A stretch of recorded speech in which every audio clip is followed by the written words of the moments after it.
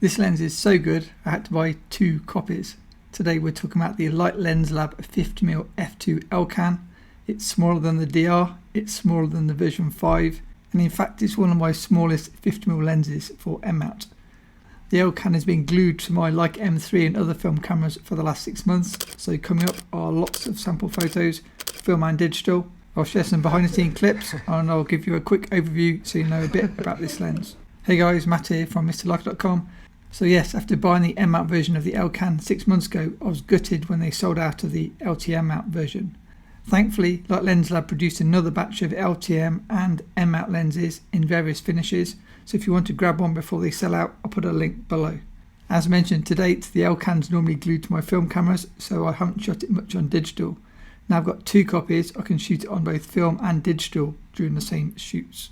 Now if you're wondering how the Elcan compares to other popular 50mm lenses, I can put a link to a video I've already done below.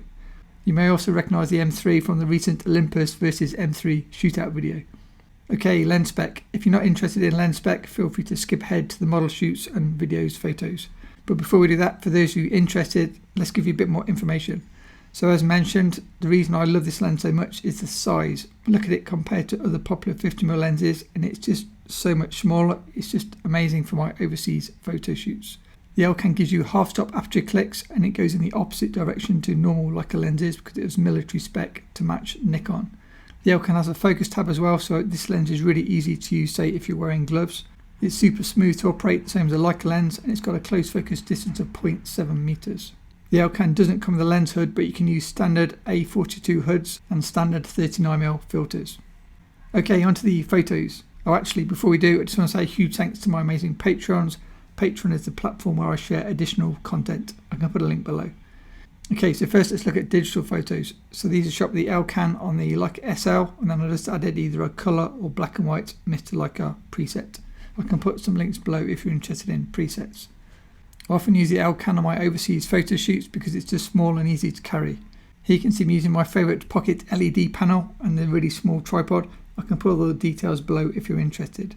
You can see roughly a bit of back of camera to see what I'm getting. I shoot in black and white view mode and then I can pre-visualize the black and white photos, so then when I add a black and white preset, they're pretty much finished straight away. Here's some example photos, as I say, just edited with the preset applied to the raw files. You can see that the little LED light panel gives a bit more directional light and a bit more pop to the photos. I really love the rendering from this lens. It's shot wide open at f2. Here's a bowling BL-P1 light in action again. This is not a light advert, I just use it a lot. You may recognise these Ukrainian models from some of my other photo shoot videos or perhaps on Instagram. Feel free to follow me on social media if you want to see daily pictures. I try to post most days when I get a chance. Okay, here's some sample photos. Again, probably shot wide open at f2. When I shoot this lens on digital, I tend to shoot it wide open. When I shoot it on film, I tend to shoot it at say 2.8 to say f4. Okay, different day, same lens. So this is again in the Netherlands, shooting with another Ukrainian model, but a different location. Here are the colours. I love the yellow and blue Ukrainian flag colours and it just worked well for the day and I thought it popped quite nicely. Obviously nice colours from this lens and then I just made them pop a bit by adding that preset to the files. As you can see, I normally use this lens without a hood when shooting on digital. I don't have too many problems with flare in real world use, even though in my comparison test review it looked like it may flare more than it actually does. Let me know below if you own this lens and what your thoughts are. I just absolutely love it and I'm now tempted to maybe sell one of my Summicon lenses as a result because I just use this instead of most of my other lenses. As you can see for this shot, just give you a bit of info of what I'm doing. I'm using a reflector to obviously bounce some fill lights back into the model's face. Here you can see me posing. It's called mirror posing, so I pose and then she copies. She speaks pretty good English. This is me to learn to mess her hair up. I like bigger hair for photos, it just gives a bit more volume. And there you can see the final photo. That's just a cropped version of the SL files. So these are all still digital at the moment. You may recognise some film photos from, as I say, different platforms where I've posted them on Flickr or Instagram or whatever. Same again now. So you can see I've still got the Elcan on. This was a rare chance where I actually had the Elcan on digital. This is why all these sample photos are from the same day, because normally it's always on my film camera. But for this trip I was trying to use different lenses on the film camera, so you can see that's the Scimitar I said it wrong in the last video. I said Summerit. It's the Summertar 50 f2. This is in Rotterdam, and yeah, using both film and digital, but the digital ones are the ELCAN ones. As you can see, nice bokeh in the background. And if you do any other reading about this lens, or say looking at other videos on YouTube, this lens actually performs pretty well for its age, both in terms of contrast and resolution. All these photos were shot during a workshop in Rotterdam that I was teaching. A huge thanks to my patron Thomas, who was doing the behind the scenes videos for us. So yeah, huge thanks to Thomas. It makes these videos a bit more interesting because you can actually see how I'm taking the photos and I guess how I'm interacting with the models. As you can see, we have a lot of fun and it's always a great laugh.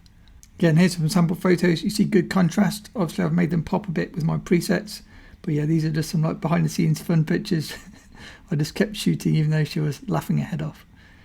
Okay, you may recognize this scene from the last video, the M3 versus the Olympus. You can see I've got the ELCAN on the SL, and these are digital photos. What I shared in the Olympus video was obviously film photos. I had to share this behind the scenes video clip again of Shannon. It always makes me smile. And here you can see photos shot with the ELCAN. I think they were stopped down to 2.8 to match the film camera, and look how sharp it is. It sharpens up a lot from 2 to 2.8, and then it just keeps getting sharper from 2.8 to f4 to f5.6. For my female portraits, I tend to normally shoot at f2 because that's sharp enough for my needs, but as you just saw from those photos, stop it down a bit and it really does pop. Okay, next let's show you what the ELCAN can do when shot on film. You may recognise this clip from the previous video. I'll just quickly show you a few clips and we'll be getting onto different models. But these are photos shot with the ELCAN, this time on film. This is on expired film, expired chemistry. This is on new film, so you can see it's much better. Okay, photos in Poland. This is shot with the Leica M3, and this one also probably shot around 2.8. What about Italy? So Italy, this is I think 2.8, and again probably at f2.8. I try not to shoot it at f2 where possible. It's behind the scenes footage showing what actually happens during the shoots. I test on digital and then I shoot it on film for the proper photos. For these photos I just close the curtains to let me control the light, and then that gives me the look that I'm going for. This was also shot in Italy, this time in a lift doorway. Oh yeah, and more behind the scenes drinking tea, but I just kept on shooting. And then we're using the window to get a bit more depth from me shooting from the balcony back inside. Okay, we're out in the UK. This is a studio shoot. These with Molly, again drinking tea. This is at my old house. I just had her sat on the floor and then I used a continuous light and then a barn doors to give like a strip of light across the eyes to give maybe a bit more of Hollywood glam style lighting. This is behind the scenes clip of I don't know what we were doing, but yeah, that was part of that shoot. Okay, Czech Republic. You may recognise Shay if you follow Peter Coulson. She's shot with Peter a lot. And this is when I was travelling with Peter Coulson earlier this year. I was actually testing a new lens while I was in the Czech Republic, so you might see this clip again in another video with lots of sample photos with the new lens that I was using. Here's a sample photo on film with the ELCAN with the Leica M3. These are other Czech Republic models. Again, feel free to subscribe because I will do a full video showing the digital photos from the shoots with these two girls from the Czech Republic. Amazing shoot. We had really nice light. This is all available light, all with the M3 and the ELCAN, probably shot this time 2.8 or f4. For any of you fellow lens nerds, let me know what the lens is on my Leica SL and the video will be coming soon.